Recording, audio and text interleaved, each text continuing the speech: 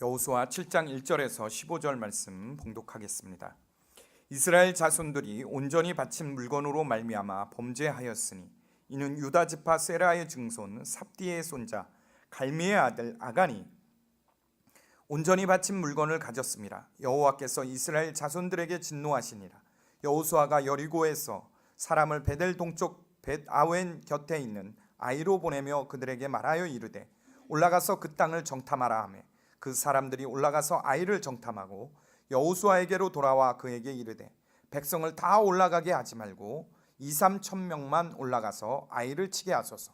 그들은 소수이니 모든 백성을 그리로 보내어 수고롭게 하지 마소서 하므로 백성 중 3천 명쯤 그리로 올라갔다가 아이 사람 앞에 도망하니 아이 사람이 그들을 36명쯤 쳐 죽이고 성문 앞에서부터 스바람까지 쫓아가 내려가는 비탈에 쳤으므로 백성의 마음이 녹아 물같이 된지라.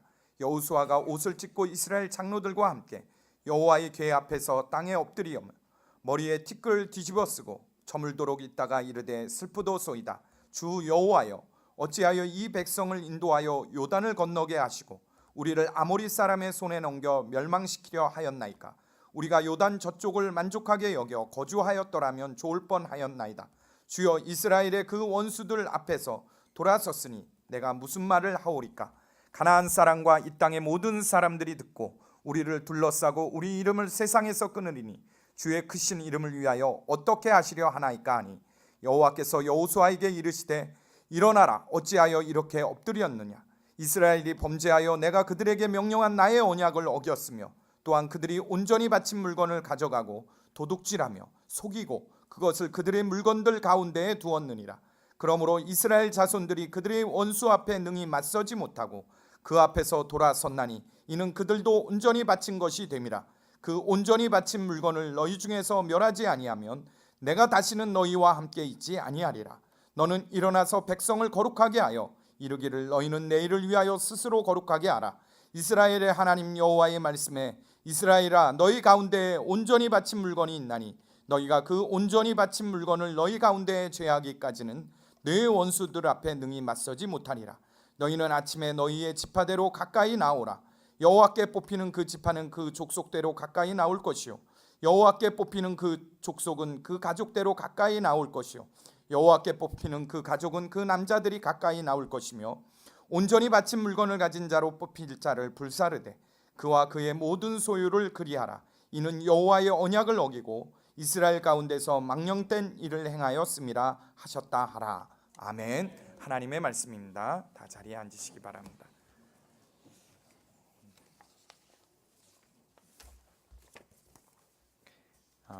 마인드 프리즘이란 심리 검사가 있습니다. 이것은 내가 누구인지, 내가 나를 알지 못하는 부분들을 검사해주고 그렇게 확인시켜주는 심리 검사입니다. 한 600문항으로 질문으로 된 질문지가 나오고 그것을 작성하여 과학적으로 분석하고 또 그 분석된 거를 인문학적으로 또 분석을 한대요. 그리고 유사한 인물, 이 사람과 비슷했던 성격의 사람들, 역사 인물 중에 한 사람을 선정해서 그 사람에게 알려준다 그럽니다. 그러면 객관화되죠. 내가 어떤 사람인지, 그리고 그 지정했던 사람이 역사 속에서 어떤 실수를 했는지, 어떤 위험에 빠졌는지도 보게 되잖아요. 이러한 것이 바로 마인드 프리즘 심리 검사라 그러는데, 이것이 기업에 있는 임원들을 대상으로 주로 검사를 했다 그래요. 근데 요즘은 일반인들도 검사할 수 있는 길을 열고 있다 그럽니다. 회사의 중요한 결정을 할 때, 회사의 중요한 결정을 하고 회사를 이끌어가는 임원들에게 꼭 필요한 것이 무엇이냐면 자신의 단점을 아는 거예요. 또는 자신을 아는 겁니다. 내가 무엇에 약점이 있는 사람일까? 이럴 때는 조심해야겠다. 이런 것입니다. 성도 여러분, 여러분은 자신에 대해 얼마나 알고 있죠? 나만 모르는 내 성격이라는 책이 있습니다. 나만 모르는 내 성격. 이 책을 보면 대부분의 사람들이 자신의 성격을 잘 모른다 그래요. 자신의 안에 감추어진 성격을 제대로 알질 못한대요. 안다고 생각하지만 왜곡되이 알고 있다는 거예요. 저는 우리 신앙에 있어서도 똑같다는 생각을 합니다. 나도 모르게 감추어진 신앙의 약점이 있어요. 특히 죄 부분에 있어서는 숨겨진 죄가 있고요. 또 깨닫지 못하는 죄, 그 사람만 깨닫지 못하는 죄가 있어요. 예수님의 사람 제자훈련 4단원 5과에 보면요, 죄에 대한 리스트 작성하는 게 있어요. 거기 보면 많은 제자반원들이 리스트를 작성하고 한결같이 말하는 것이 있습니다.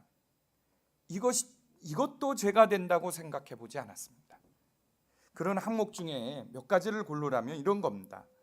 먼저 하나님께 충분히 기도하고 응답받지 않은 채 어떤 일을 한 일, 기도 대상인 목사, 영적 지도자, 가족 등을 위하여 기도하지 못한 일, 전도할 기회가 있었으면서 전도하지 않은 일. 이 항목을 들으면 어떻습니까? 제자훈련 받은 사람들이 그런 이야기를 해요. 이것은 하면 좋은 것이고 못하면 그만인 거지, 이게 죄가 된다고 생각해 보지 않았다는 거예요. 우리가 죄라고 생각지 않았던 이런 것들이 여러분, 그런데 큰 어떤 결정적일 때 문제가 된다는 거 아십니까?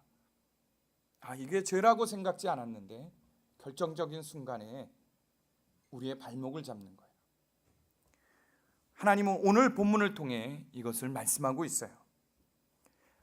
오늘 본문은 아이성 전투에서 있었던 일이에요. 아이성은 여리고 성에서 북쪽으로 약 16km 떨어진 곳입니다. 해발 한 500m 정도에 있는 산성이에요. 인구는 12,000명 정도 되었다 그래요. 이 난공불락의 여리고 성에 비하면 정말 비교가 되지 않는 아주 작은 성입니다. 여리고 성을 정복한 이스라엘군은 그 기세를 몰아 곧바로 두 번째 성인 아이성을 공격했어요. 그런데 바로 그 아이성 전투에서 이스라엘은 전혀 예상치 못했던 패배를 당했습니다. 정탐하러 갔던 사람들이 여호수아에게 와서는 그렇게 말하는 거예요. 거기는 우리 전부가 갈 필요가 없습니다. 한 2,000명에서 3,000명만 올라가도 너끈히 이깁니다. 그러니까 여호수아가 그러면 3,000명만 가라, 올라간 거예요. 그런데 올라갔는데 싸움 한번 제대로 못하고 비탈길에 도망쳐서 내려왔어요. 36명이나 죽었습니다. 오늘 본문 5절 말씀에 보면 그렇게 표현하고 있어요. 이스라엘 민족 군대가 마음이 물같이 흘러내렸다, 간담이 녹았다는 거예요. 마음이 물같이 녹아내리고 정신이 혼미해졌다, 이렇게 표현하고 있습니다. 여리고성 전투를 할 때는요, 여리고성 사람들이 반대로 그들의 마음이 물 녹듯이 녹았다 그랬습니다. 간담이 서늘했다 그랬어요. 이번에는 반대가 된 거예요.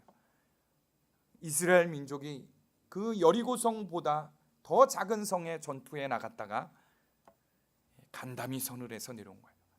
여러분, 전쟁에서 사기가 꺾이면요, 그 전쟁 해보나 마나입니다. 패하는 거예요.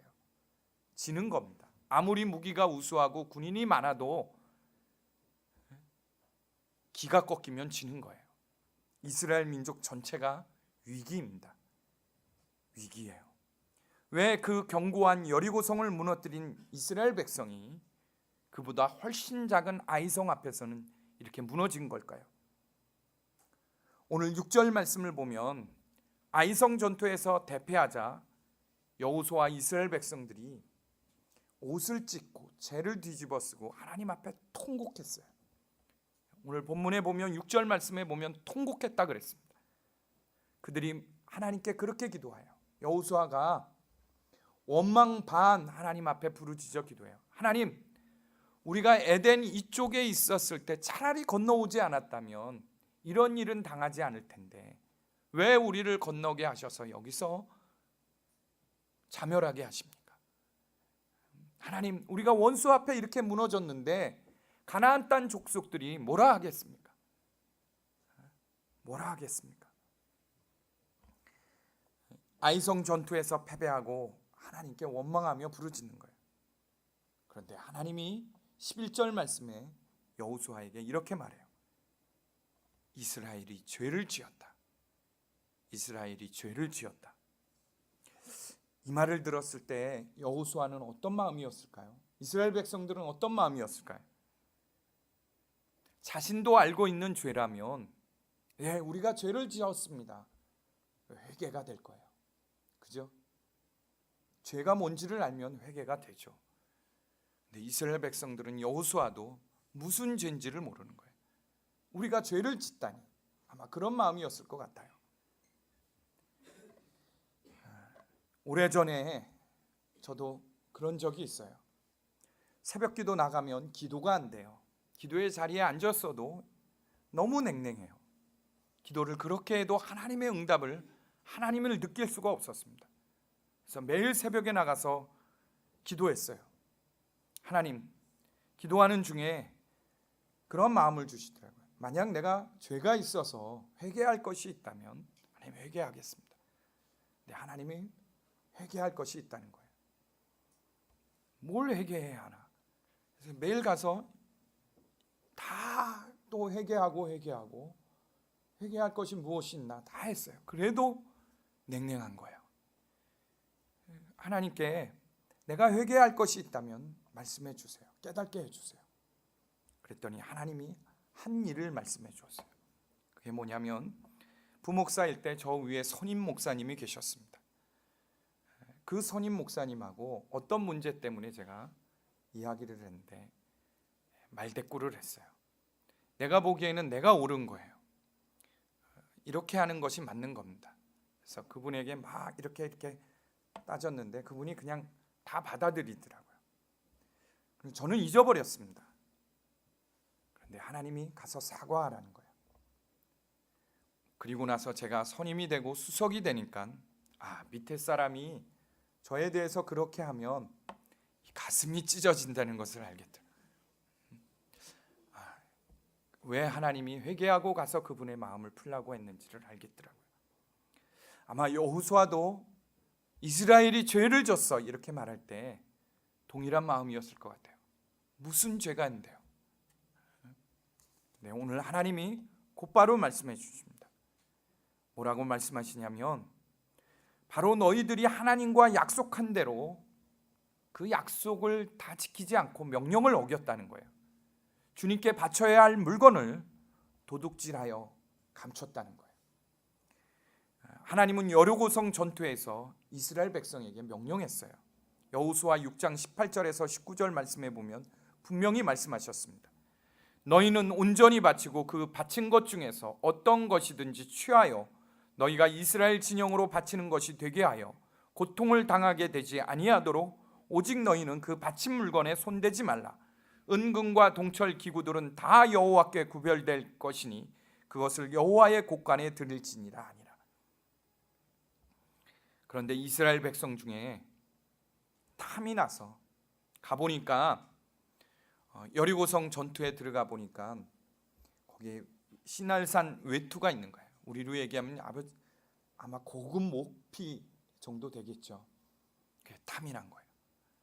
그리고 은 200세겔, 금 50세겔을 취했어요. 그리고 자기 집 바닥 땅에다가 깊숙이 묻었습니다. 나 하나쯤이야. 그 많은 거 다 태워버리는데 그 좋은 거 다 성전에 들여놓는데 그 수많은 병사들 중에 나 하나쯤 감춘다고 괜찮겠지. 그렇게 생각한 거예요. 그런데 하나님이 여호수아에게 말하는 겁니다. 더 무서운 말씀은 무슨 말씀이냐면 12절 말씀에 보면 하나님이 더 무서운 말씀을 하세요. 그 온전히 바친 물건을 너희 중에서 멸하지 아니하면 내가 다시는 너희와 함께 있지 아니하겠다. 다시는 너희와 함께 하지 않겠다. 그러면서 방법을 가르쳐줘요. 내일 아침이 되면 12지파대로 지파대로 모여서 나오라는 거예요. 그리고 여기는 유다 지파, 여기는 베냐민 지파, 여기는 단 지파 이렇게 세워놓은 다음에 기도하고 하나님 앞에서 뽑으라는 거예요. 뽑았더니 유다 지파가 나왔어요. 유다 지파만 남고 나머지는 뒤로 가고 유다 지파 중에 또 뽑은 겁니다. 어떤 가문이 나왔어요. 가문 중에 또 뽑았어요. 집안이 남았어요. 그러면 집안 중에 남자 장정들만 남고 앞으로 나와라. 장정 중에 또 뽑았어요. 아간이 걸린 거예요. 유다 지파 아간이 뽑혔어요. 아간이 자기 고백을 합니다. 자기가 여리고성 전투 때 자신이 노력한 시날산 외투 한 벌과 은 200세겔과 금 50세겔을 탐내어 장막 가운데 땅에 묻었습니다. 여호수아는 아간뿐만 아니라 아간의 가족들 전부, 자녀들까지, 그리고 장막에 속한 모든 물건, 그리고 그 속한 모든 짐승을 끌고 아골골짝에 가서 돌로 쳐 죽이고 불살라 버렸어요. 한순간의 불순종, 탐욕이 자신의 가족은 물론 공동체를 다 멸살시킨 거예요. 나 하나쯤 괜찮겠다고 생각했는데 이스라엘 전체의 민족이 위기에 처해진 겁니다.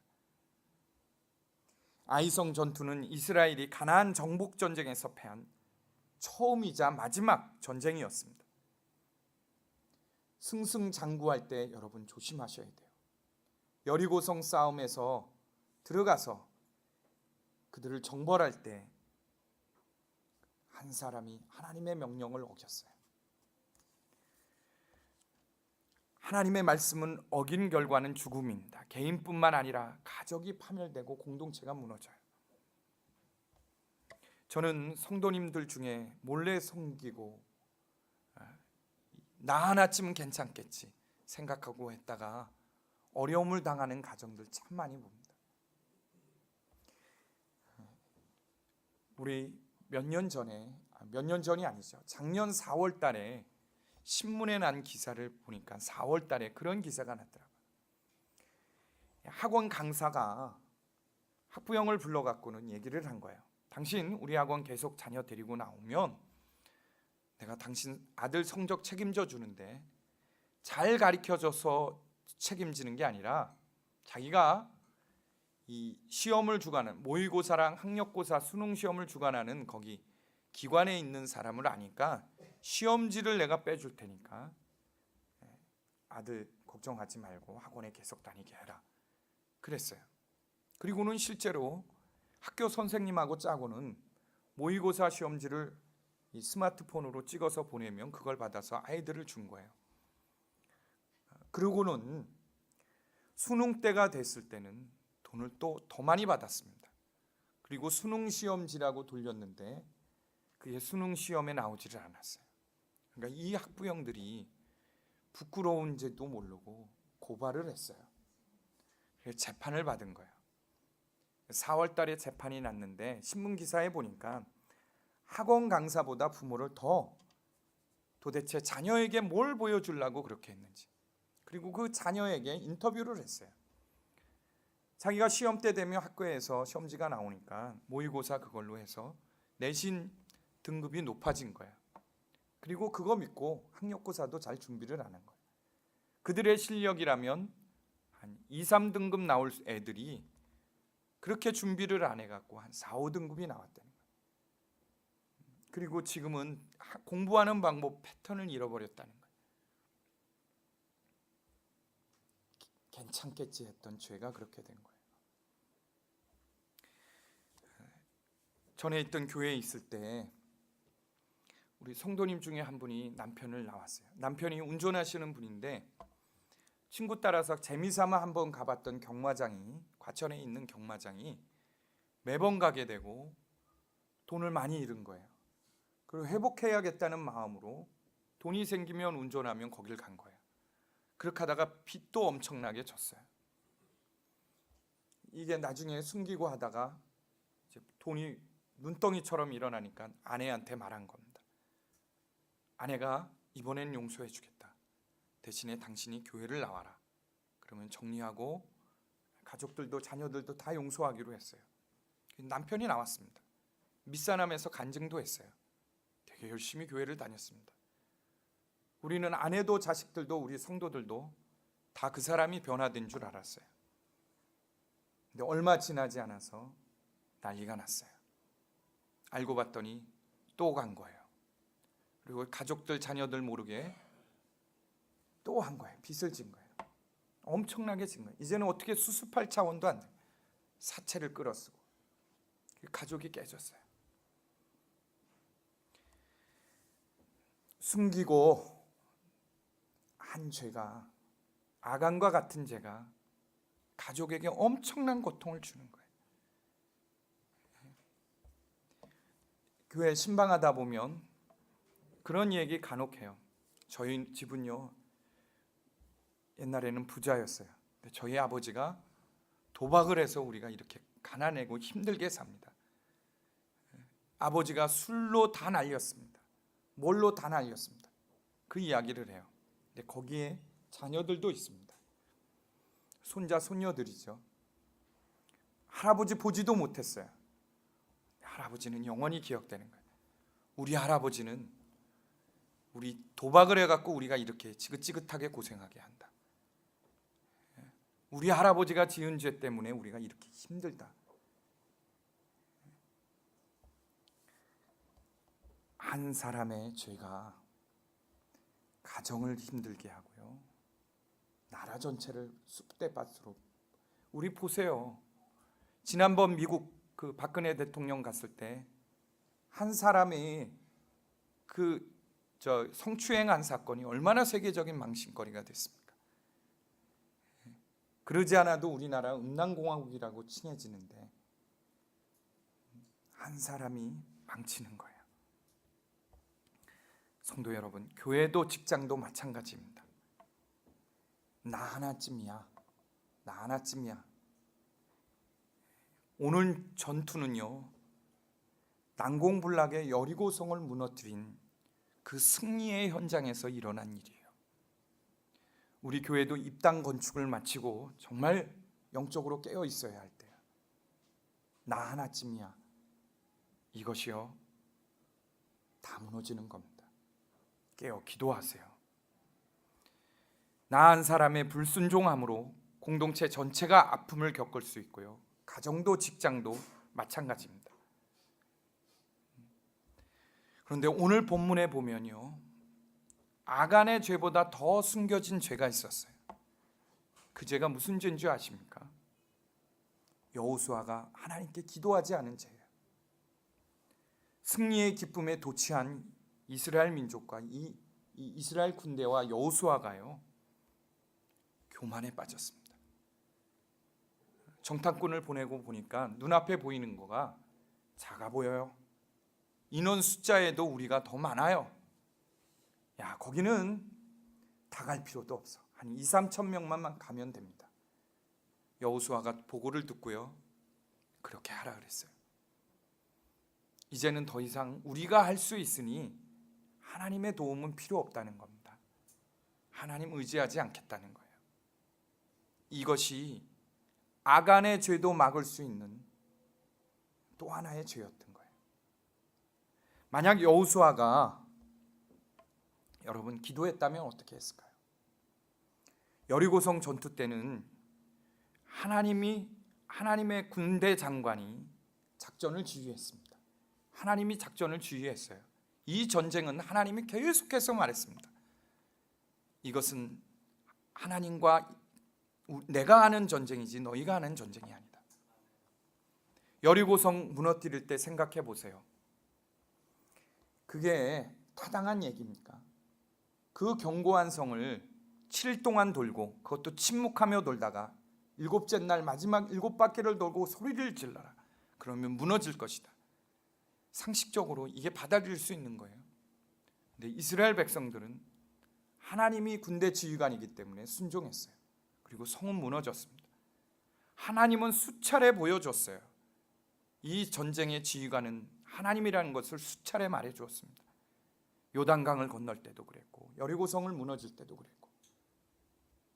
그런데 여호수아와 이스라엘 민족이 눈앞에 보이는 것, 또 승리에 도취돼서 하나님을 의지하지 않았습니다.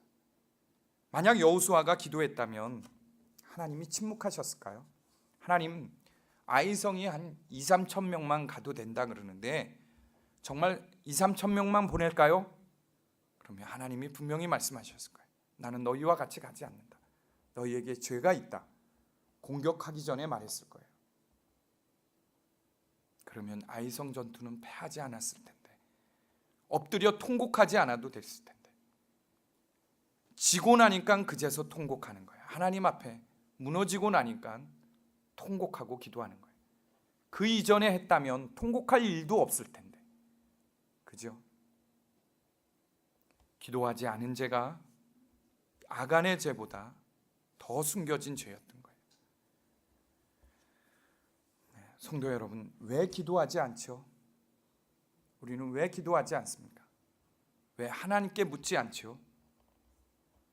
왜 자꾸 내 열심이 앞서고 내 생각이 앞서고 내 판단이 앞섭니까? 하나님이 어련히 하시지 않을까? 만약 여호수아가 아이성 전투를 앞두고 하나님께 물었다면 하나님이 분명하게 말해 주었을 거예요. 우리는 익숙한 일은 기도하지 않습니다. 매일 반복되는 일은 기도하지 않아요. 가정에서도 직장에서도 마찬가지입니다. 그런데 여러분 보십시오. 우리가 당황하고 힘든 일이 뭐죠? 매일 똑같이 반복되는 일에 문제가 생겼을 때 가장 힘들어요. 스펄전 목사님은 기도하지 않고 성공했다면 성공한 그것 때문에 망한다고 했어요. 기독교 기업인들 중에 사무실에 새벽에 출근하여 기도하는 CEO들이 굉장히 많더라고요. 이 기독교 CEO만 아니라 우리나라의 큰 기업의 사장들은 보통 4시, 5시에 출근한대요. 직원들도 덩달아 5시, 6시면 출근해요. 잠도 없는지. 하여간 그런데 새벽에 기도하는 CEO라는 책이 있습니다. 거기에 보면 기도하는 CEO들 출근하는 분들에 대해서 소개했는데, 신원 에베네셀 백성철 신원회장은 새벽 4시에 일어나 싱글교회 가서 새벽 기도하고요, 회사를 6시까지 출근한대요. 그리고 가서 회사 안에 있는 기도실에서 1시간을 기도한대요. 들어가서 밤새 들어온 해외 업무들, 또 어제 하루 정리됐던 일과들, 내가 오늘 진행할 거 하나하나 놓고 1시간 동안 그 회사 업무만을 위해서 기도한대요. 만나야 할 사람들, 오늘 만났을 때 하나님 어떤 말을 해야 되나요? 어떻게 대해야 되나요? 그분뿐만 아니라 반도체 온라인 유통업체 홍미 대표가 있습니다. 이 사람은 커피를 나르는 말단 사원으로부터 시작해서 CEO가 된 사람이에요. 이 사람도 새벽 5시까지 출근을 한대요. 그리고 1시간 동안 놓고 기도한다.